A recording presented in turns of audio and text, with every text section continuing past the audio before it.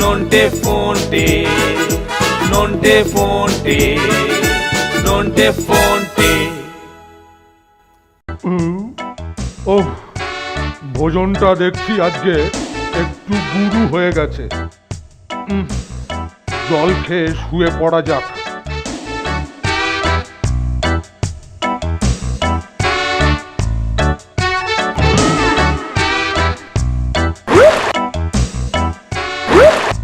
আরে গায়ে জল পড়ছে, এর মধ্যে আবার বৃষ্টি এসে গেল নাকি? আকাশ তো পরিষ্কার, আর বৃষ্টি পড়লেও অত দূর যাবে কি করে? জানলায় ছিটকিনিও নেই, যত সব ঝামেলা।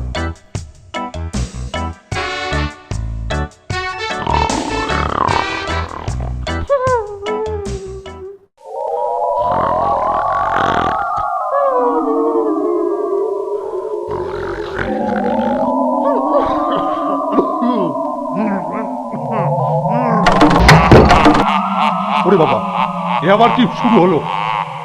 কি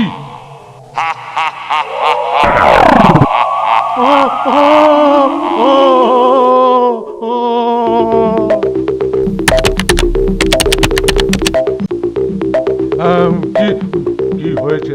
আপনি গোঙাচ্ছিলেন স্যার? আমি গোঙাবো? তোরা বোধহয় ভুল শুনেছিস। ভাবলাম আপনি ভয় পেয়েছেন। আমি ভয় পাবো? মনে হচ্ছে তোরা দুজনে ভয় পেয়েছিস। ভয় কি? তোরা দুজনে আজ আমার ঘরেই থাক। তোরা জেগে থাক। বেশি আহারের মতো বেশি ঘুমো স্বাস্থ্যের পক্ষে ক্ষতিকারক। আমি শুধু একটু চোখ বুঝে বিশ্রাম নিচ্ছি। একটু পরে তোরা লাইটটা নিভিয়ে নীল আলোটা জ্বেলে দিবি। তোরা ভয় পাসনি, আমি তো রয়েছি।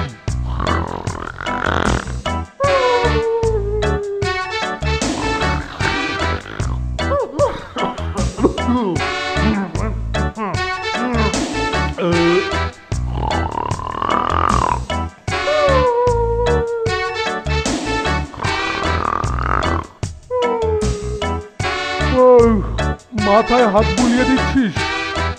হ্যাঁ দে, ভালো করে দে।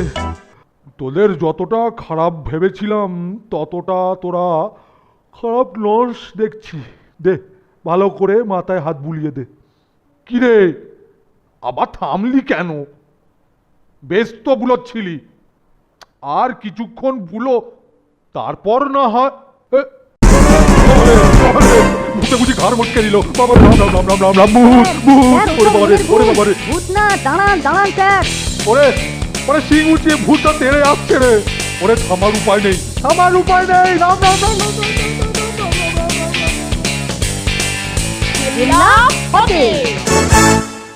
নন্টে ফোনটে, নন্টে ফোনটে, নন্টে ফোনটে।